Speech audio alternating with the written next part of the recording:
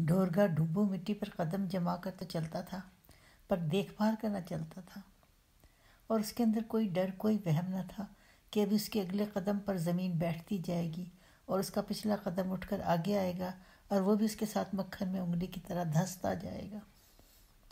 نہ، اس کے اندر کوئی ڈر نہ تھا۔ وہ میل کو جاتا تھا۔ وہ جاتا تو صرف ایک کو ملنے تھا، پر وہ اکیلا نہ جاتا تھا۔ نہ جاتا تھا۔ یہاں وہ سب تھے جو آج تک بھٹے کی چار دیواری کے اندر پیدا ہوئے اور مر گئے۔ نہ انہوں نے کبھی سندھو دیکھا اور نہ گھاگرا، نہ کوئی ساکنگ دیکھا اور نہ کوئی سکا سانس۔ وہ پیدا ہوئے تو بندے کا بیج تھے، پر ہولے ہولے وہ جنوروں کے جائے بنتے گئے۔ اینٹیں ڈھو ڈھو کر ان کی کمر جھک گئی، ان کی کھال سکھڑ گئی، اور سارے جثے پر سے جنوروں اور پشوؤں ایسے بال لٹکتے تھے، اور جب کبھی ان جنوروں میں سے کوئی ایک اپنے بھوکے پیٹ اور باہر لٹکتی زبان کے ساتھ اپنے جھکے ہوئے جثے پر مالک کی مار کھاتا تھا تو اندر سے یہی کہتا تھا، میں آخر کو تم سے ملنے آؤں گا، میں تم سے میل کروں گا۔ پر ایسا کہاں ہوتا؟ بھلا مالک میل کرنے دیتا ہے؟ جس کے ہاتھوں میں ان پانی اور چھاؤں چھپر ہوں اور مہنجوں میں حویلیاں ہوں اور وہاں اس کے کنک سے گودام بھرے ہوں اور اس کے کامے پاؤں تلے اپنے جثے بچھاتے ہوں تو وہ میل کرنے دیتا ہے؟ پر جب کبھی ان میں سے کوئی مشقت کرتا خون تھوکتا اور ٹھنڈا ہو جاتا تو وہ آنکھیں مردہ ہونے سے پہلے یہی کہتا کہ میں میل کو آؤں گا۔ اور جب کبھی کسی کی کوکھ سے نکلا اس کے سامنے اکڑتا اور بے جان ہوتا تو اسے اٹھا کر چار دیواری سے باہر پھینک دیا جاتا کہ بس یہی ایک راستہ تھا، بس یہی ایک راستہ تھا باہر جانے کا، تو بھی وہ یہی کہتی کہ میل کو آؤں گی۔ تو ڈورگا اکیلے ملنے کو نہ جاتا تھا، وہ سب اس کے ساتھ جاتے تھے۔ ڈوبو مٹی کے خاتمے پر جب اس نے رکھوں کی سیاہی کے اندر پاؤں رکھا تو وہ مسکرایا، تم یہاں ہو، میں جانتا تھا، میں تم سے میل کرنے آیا ہوں۔ تم وہاں ہو سندھو کے کنارے، اس بھٹے کی چار دیواری کے اندر، پر یہاں بھی ہو ان رکھوں کے اندر، تم جہاں بھی ہو میں میل کرنے آیا ہوں۔ ڈورگا بے دھڑک اندھیرے میں چلتا تھا جیسے دیکھتا ہو، اور وہ دیکھتا تھا۔ چار دیواری کے باہر آ کر اس نے بہت کچھ دیکھا جو پہلے نہ دیکھا تھا، اور اب دیکھتا تھا، اور اب رکھوں میں بھی دیکھتا تھا۔ دیکھو، میرے باوا، میرے بڑے نے کہا کہ کبھی نہ کبھی میں میل کو آؤں گا، پھر اس کے بڑے نے بھی یہی کہا تھا، اور اس کے بڑے نے بھی، سب یہی کہتے رہے اور مرتے رہے۔ میں اکیلا نہیں آیا، ان سب کو ساتھ لایا ہوں۔ وہ یہاں ہیں جو دھیرے دھیرے کٹتے رہے اور مرتے رہے، جنہیں جنور بنایا گیا۔ ڈورگا کے پاؤں تلے پتے چرچرائے اور رکھوں کی خاموشی میں ان کی آواز دور تک ٹوٹتی جاتی۔ دیکھو، جب میں اپنی ماں کے پیٹ سے نکلا اور میری ماں نے خود اس ڈوری کو کاٹا جس کے ساتھ میں اس سے بندھا تھا، تو اس نے مجھے اس آگ کے پاس لٹایا جس میں لکڑی ڈالتی تھی، اور میں اس آگ کی گرمی میں سوکھتا تھا۔ میری ماں نے مجھے جنا، ایک طرف رکھا اور پھر کام میں جت گئی، کیونکہ اب اس کا پیٹ خالی تھا، اور خالی پیٹ کے لیے ان چاہیے تھا جو تمہارے ہاتھوں میں تھا۔ دیکھو، مہنجوں کے بچے مٹی کی جن بیل گاڑیوں، گلہریوں اور اندھے بندروں کے ساتھ کھیلتے تھے، ان کو بھٹے کی آگ میں پکاتا تھا، پر میں صرف پکاتا تھا، کھیلتے وہ تھے۔ میں بھی بچہ تھا، اس سمے پر میرا کام ان کھلونوں کو پکانا اور ان کا کام کھیلنا۔ میں کاما تھا اور وہ کھیلنے والے۔ اور کھیلنے والے کون لوگ ہوتے ہیں؟ میرے اپنے رنگ ڈھنگ کے یا اوپر سے اترے ہوئے، اسوا پر بیٹھے اونچی ناک والے؟ اس سے مجھے کیا فرق پڑتا تھا؟ کچھ بھی نہیں۔ میرے لیے تو رتیں ساری کی ساری پسینے کی رتیں تھیں۔ میری ماں کے اندر کس کا بیج ٹھہرا تھا یہ نہ میں جانتا تھا، نہ جاننے کا مجھے کوئی چاؤ تھا۔ ان بہت سارے جھکے ہوئے بندوں میں سے کوئی ایک ہوگا۔ مجھے تو اچنبھا اس بات پر ہے کہ وہ دونوں مجھے بنانے کو آپس میں کس طرح مل بیٹھے، ان کو ملنے کیسے دیا گیا۔ میں نے تو لوگوں کو چلتے پھرتے، اٹھتے بیٹھتے اور ہنستے مسکراتے اس روز دیکھا جب میں چار دیواری سے باہر آیا۔ اس سے پہلے میرے لیے سب لوگ جھکے ہوئے ہوتے اور کام کاج میں نچڑتے ہوئے، بس جب رات پڑتی اور اینٹیں دکھائی نہ دیتی تو یہ سب اندر ڈال کر بے سود پڑتے، اور سویرے منہ اندھیرے ویسے ہی جھک جاتے۔ میں انہوں نے کبھی چلتے پھرتے، اٹھتے بیٹھتے اور ہنستے مسکراتے نہیں دیکھا، اور جب باہر کے لوگوں کو ایسے دیکھا تو اچنبھا ہوا کہ لوگ ایسے بھی زندگی کرتے ہیں۔ میں وہ گیلا برتن تھا جو ماں کی بھٹی میں پکا۔ میرا جی چاہتا ہے کہ میں جانوں کہ وہ دونوں مالک سے چوری اور کام کاج سے پرے ہو کر کیسے یوں ملے کہ میں ہوا۔ پر یہ بھی ویسے ہی ہوا ہوگا جیسے میرے بال ہوئے تھے، میرے بچے آئے تھے۔ کتنے تھے وہ؟ کیا پتہ وہ سب ہوں جن کے جوان جسے پسینے سے نچڑتے تھے، اور کیا پتہ ان میں سے کوئی بھی نہ ہو۔ جب اندھیرا گرتا تھا تو ہم سب چھپروں تلے پڑتے تھے، تو وہ بے سدھ پڑتے تھے۔ تب اگر کچھ جسے سرک کر ایک دوسرے کے پاس ہو جاتے تو کیا پتہ چلتا کون کون ہے۔ تو مجھے ان کا پتہ نہ چلا جو میرے بیج تھے، جس طرح مجھے یہ پتہ نہ چلا کہ میں کس کا بیج ہوں۔ اس کا بھی مجھے دکھ تھا۔ بندے کو پتہ ہو تو وہ آگے بڑھتا ہے، اس کا بوٹا ہرا ہوا ہے، اس کا بیج سوکھ سڑ نہیں گیا۔ تب بھی میں نے یہی کہا کہ میں آؤں گا۔ میاؤں مور اس کے پاس کہیں بولا۔ اب بولتے ہو شی۔ ڈورگا نے ہونٹوں پر انگلی رکھ کر چاروں طرف دیکھا۔ چپ۔ اور پھر کان کے پیچھے ہتھیلی رکھ کر اس نے سنا جیسے دور کے جواب کو سنتا ہو۔ رکھوں کے اندر کوئی پکھیرو رک کر بولا اور پھر چپ ہو گیا۔ ڈورگا نے اپنی چپٹی ناک کے نتنوں کو پھلا کر رکھوں کے اندر ٹھہری ہوئی بانس کو اپنے اندر کھینچا۔ میں تجھے سونگتا ہوں، وہ مسکرایا۔ بانس کو اپنے اندر کھینچا اور پھر اندھا دھند بھاگنے لگا۔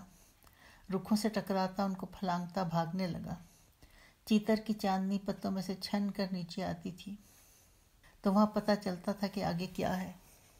اوپر رکھوں کے اندر کوئی ٹہنی ٹوٹی اور ماسا نے آنکھیں کھول کر نیچے دیکھا۔ نیچے کوئی رکھوں سے ٹکراتا، ان کو پھلانگتا بھاگتا تھا اور چیتر کی چاندنی پتوں میں سے چھن کر نیچے جاتی تھی تو وہاں پتہ چلتا کہ نیچے کیا ہے۔ اور وہ وہاں ایک رکھ کے ساتھ ٹیک لگائے اونگتا تھا۔ اس کی کالی بھور آنکھیں بند تھیں اور وہ نیند اور زور کے نشے میں بے سدھ پڑا اونگتا تھا۔ تب اس کے ڈھلکے ہوئے کان تھرائے اور پھر سیدھے ہو گئے۔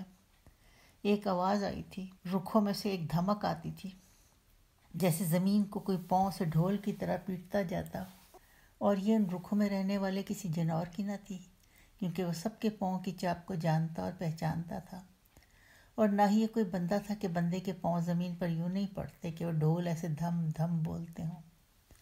تو پھر یہ کیا ہے جو سنائی دیتا ہے؟ وہ اٹھ کھڑا ہوا اور کان لگا کر سننے لگا۔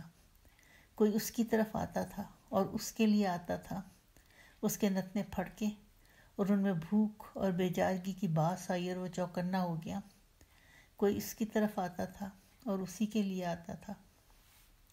جب ڈورگا بھاگتا ہوا اس گھنے جھنڈ کے اندر آیا جس کے ایک رخ سے ٹیک لگائے وہ پہلے سے اونگتا تھا اور اب چوکنا کھڑا تھا اور اس کی اڈیک میں تھا اور اپنے پچھلے سموں سے زمین کو رگڑتا تھا، تو ڈورگا ٹھٹکا اور کھڑا ہو گیا۔ ایک پل کے لیے اس میں وہ سارا ڈر آیا جو ان سب کا تھا جو میل کے لیے آنے کو تھے اور جنہیں وہ ساتھ لایا تھا، اور یہ ڈر نکلتا بہت کم ہے بلکہ اندر بیٹھ جاتا ہے۔ جھکی ہوئی کمر سیدھی ہو جائے تو بھی اندر سے جھکی رہتی ہے۔ اس کے سامنے کھڑا تھا اور اس کے نتنوں کی گرم ہواڑ اس کے جسے تک آتی تھی۔ میں ان سب کی طرف سے آیا ہوں جو کبھی تمہاری چار دیواری میں تھے، جھکے ہوئے لوگوں کی طرف سے جو تمہارے لیے اینٹیں ڈھوتے تھے، جن سے موہنجو کے کنک، گودام، حویلیاں، تالاب اور کنویں بنتے تھے۔ کہاوت ہے کہ ساری زمین پر لوگ پتھر اور گارے کی بستیوں میں رہتے ہیں، اور یہ صرف موہنجو میں ہے کہ یہاں پکی اینٹ لگتی ہے۔ کسی نے آج تک یہ نہ پوچھا کہ ان اینٹوں کو بناتا کون تھا اور انہیں پکاتا کون تھا۔ سب نے موہنجو کے گودام اور کنویں دیکھے اور ان کو نہ دیکھا جو شہر سے پرے سندھو کے کنارے چار دیواری کے اندر بھٹوں پر جنور بنے کام کرتے تھے اور گارا بناتے تھے، اسے سانچے میں ڈالتے تھے، دھوپ میں سکھاتے تھے اور پھر بھٹے میں رکھ کر اس کے گرد آگ جلا کر پکاتے تھے اور آگ جلائے رکھتے تھے۔ اور وہ تم تھے جس نے پہل تو چار دیواری بنائی۔ ان رکھوں میں میرا راج تھا، یہ کدھر سے آ گیا؟ موہنجو تو یہاں سے بہت دور ہے، رکھوں اور ریت کے پار کئی دن اور کئی رات کی مسافت پر، اور یہ وہاں سے یہاں کیسے آیا؟ پر اچھا ہوا جو آ گیا۔ بھینسا ڈورگا کے سامنے کھڑا تھا اور اس کے نتنوں کی ہواڑ اس کے سیاہ جھکے ہوئے جسے کو جھلساتی تھی۔ اس کے نتھنوں کی ہوا اور اس کے سیاہ جھکے ہوئے جلسے کو جلساتی تھی، پر رکھوں کے اس ذخیرے میں کچھ اور بھی تھا جو پھیلتا تھا۔ ایک باس تھی جو رکھوں کے اندر سوئی پڑی تھی، کتنے برسوں سے، 1000 برسوں سے، اور وہ جاگی، ان کے جسوں سے نچڑنے والے پسینے کی باس جو اگر ایک جگہ سارا کا سارا گرتا تو گھاگرا سے بڑھ کر پھیلتا۔ آ گئے ہو، اوپر کہیں، اوپر پتوں کے درمیان انہی کے رنگ برنگا ماسا تالی بجاتا تھا۔ مجھے پتا ہے تم آؤ گے میل کرنے، نرا ماسے کو پتا تھا، اور کوئی نہیں جانتا تھا۔ سب جانتے تھے۔ ایک رخ جو بوڑھا ہو کر بودن ہو چکا تھا، اندر سے خالی ہو چلا تھا، بولا۔ یہ ادھر ہم میں پھرتا تھا اور ہم جانتے تھے کہ کوئی آئے گا جو اس کے ساتھ میل کرے گا۔ یہ کون بولا؟ ماسا نے کان کھڑے کر دیے۔ کون بولا؟ میں اور کون؟ ایک رخ بولا۔ میں دوسرا کہنے لگا، اور میں ایک پیپل کے پتے کھڑ کے۔ ہیں؟ ماسا چھمبے میں تھا۔ میں تم میں رہتا تھا، بستا تھا، اور تم کبھی نہ بولے۔ آج کیا ہوا؟ کیا تم سچ مچ بولتے ہو یا میرے کان بجتے ہیں؟ ڈورگا کے آس پاس رخ بولتے تھے۔ ماسا تالی بجاتا تھا اور وہ سامنے اپنا سانس اندر کو کھینچ کر باہر ایسے پھینکتا کہ ڈورگا کے جسے کو جھلساتا تھا۔ میاؤں، مور بھی بولا۔ تم آج چپ ہو جاؤ، ہم تمہاری سنتے آئے ہیں، اب ہماری سنو۔ پیپل کا ایک رخ مور پر جھکا۔ تمہیں پتہ ہے وہ آیا ہے اور اس کے سامنے کھڑا ہے، بہت برسوں بعد آیا ہے۔ مور نے حیرت سے اپنے 4 چفیرے دیکھا اور رخوں کو چپ پایا۔ کیا یہی بولتے تھے یا کوئی اور تھا؟ ماسا ایک رخ سے دوسرے رخ پر کودتا جاتا تھا اور کہتا تھا، کیوں ہے؟ کدھر ہے؟ وہ اگر ہے تو کہاں ہے؟ ہم اس لیے ہیں کہ ہمیں ہونا چاہیے، وہ اگر ہے تو یہی ہے۔ شک کی باس رخوں میں پھیلی اور وہ بولنے لگی، وہ اگر ہے تو کہاں ہے؟ کہاں ہے؟ اور ان کے نیچے گھاس نے بھی شک کی باس سونگھی اور بولنے لگی، وہ اگر ہے کہاں ہے؟ بھینسے کے سامنے وہ کھڑا تھا۔ کیا یہی ہے جس کے پاؤں زمین پر ایسے پڑتے تھے جیسے ڈھول پر تھاپ پڑتی ہے؟ چیتر کی چاندنی میں گھاگرا ایک مان جانے والی عورت کی طرح اس کے سامنے بچھا ہوا تھا اور لشکتا تھا۔ دور ڈوبو مٹی سے پرے رکھوں کے ذخیرے میں سے ایک عجیب آواز آتی تھی، جیسے ڈھول پر تھاپ پڑتی ہو، جیسے کچھ بولتا ہو، جیسے بہت کچھ بولتا ہو۔ کنک کے ہرے سٹے کو مسلنے سے دانہ نکلتا تھا تو وہ پاروشنی کا سوچتا تھا، تو اس میں سے دکھ کا دانہ نکلتا تھا۔ شاید یہ دانہ کچا تھا، پکا نہ تھا،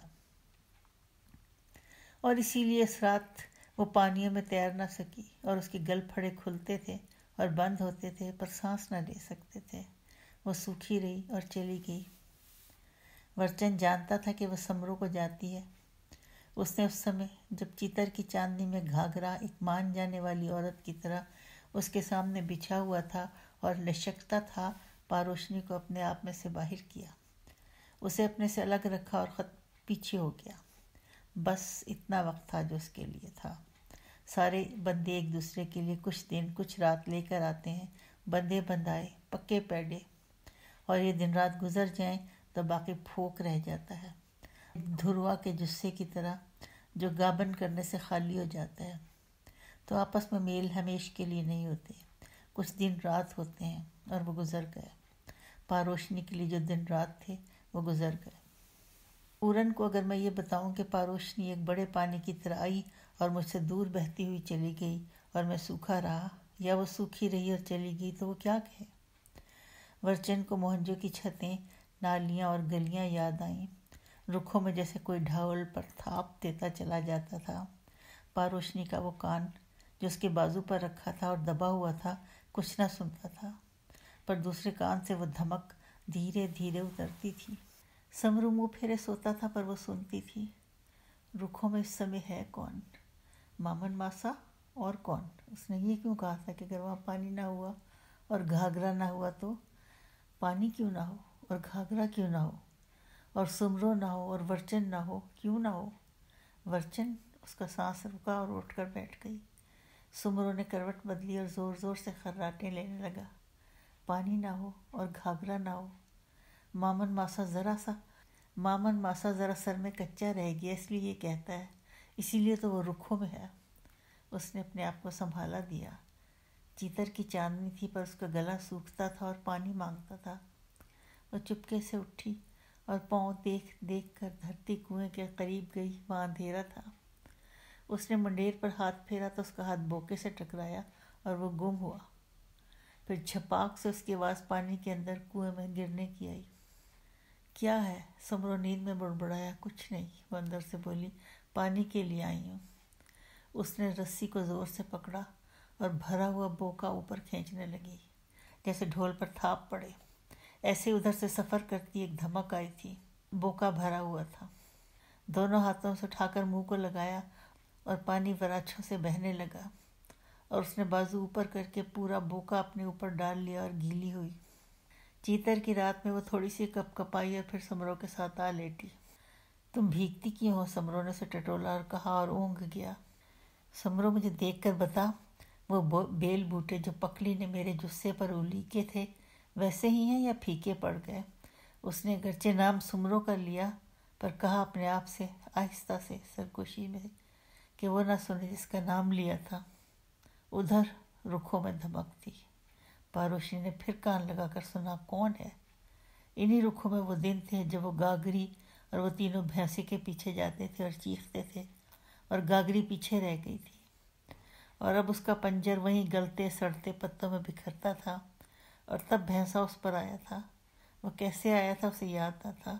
اس نے کسی کو بتایا نہ تھا کہ ایسا ہوا تھا۔ کوئی بھی نہ مانتا کہ ایسا ہوا تھا، اور ایسا ہوا تھا پر اس کی من مرضی سے نہیں، زور آوری سے۔ اور من مرضی سے نہ بھی ہو تو کہیں نہ کہیں مرضی کا ایک دانہ ہوتا ہے جو پکتا ہے اور اس میں سے رس ٹپکتا ہے، اور اس روز ورچن آیا تھا۔ ورچن؟ اس کا دل دھڑکا اور گرم ہو گا۔ ورچن؟ تو یہ کیا ہے؟ پاروشنی نے سر جھٹکا۔ کون کیا ہے؟ ایک پاگل کتا بھونکا، ان کتوں میں سے جو کسی خرگوش کے پیچھے رکھوں سے نکل کر ریت میں نکل گیا اور ہوش خراب کر بیٹھا۔ وہاں اٹھی اور آنکھیں مل کر اپنے گھر سے باہر آئی۔ باہر چیتر کی چاندنی میں بستی کی گلی چپ تھی اور ٹھہری ہوئی تھی۔ دھمک ادھر کچھ اوپر ہو رہی تھی۔ وہ جب بستی سے باہر ہوئی تو ایک دم اپنے سائے سے ڈری کہ یہ کون ہے جو میرے ساتھ آتا ہے۔ پھر اس نے گھاگرا کو دیکھا جو لیٹا ہوا تھا اور لشکتا تھا۔ پانی نہ ہو، گھاگرا نہ ہو، یہ تو میرے سامنے ہے، یہاں سے وہاں تک جہاں تک میں دیکھوں بس یہی ہے اور کچھ نہیں، اس کے پار کچھ نہیں ہے، اگر ہے تو مجھے نہیں چاہیے۔ سرکنڈے دریا کے روشن فرش پر جھکتے تھے۔ پاروشنی؟ وہ ٹھٹک گئی۔ کون؟ وہ رکی، کان لگا کر سنا۔ وہم ہے یا سچ مچ کسی نے نام لیا؟ میں ادھر ہوں۔ ادھر کنارے کے ساتھ وہ تھا، سایہ تھا، پر وہ جانتی تھی کہ وہ تھا۔ گھاگرا کا کنارہ ریت تھا اور وہ ریت کچھ گرم ہوئی اور پھر ٹھنڈی ہو گئی۔ ڈھول کی دھمک رکی اور چپ ہو گئی۔ وہ دونوں اٹھے اور رکھوں کی جانب بھاگنے لگے۔ ماسا ایک رکھ سے چھلانگ لگا کر دوسرے کی ٹہنی پر جا بیٹھا اور ہنسنے لگا۔ ڈوڈگا وہیں تھا جہاں وہ کھڑا تھا، پر وہ کھڑا نہ تھا، اپنی رت میں رنگا گلتے سڑتے پتوں پر پڑا تھا۔ میاؤں میاؤں، مور بولا۔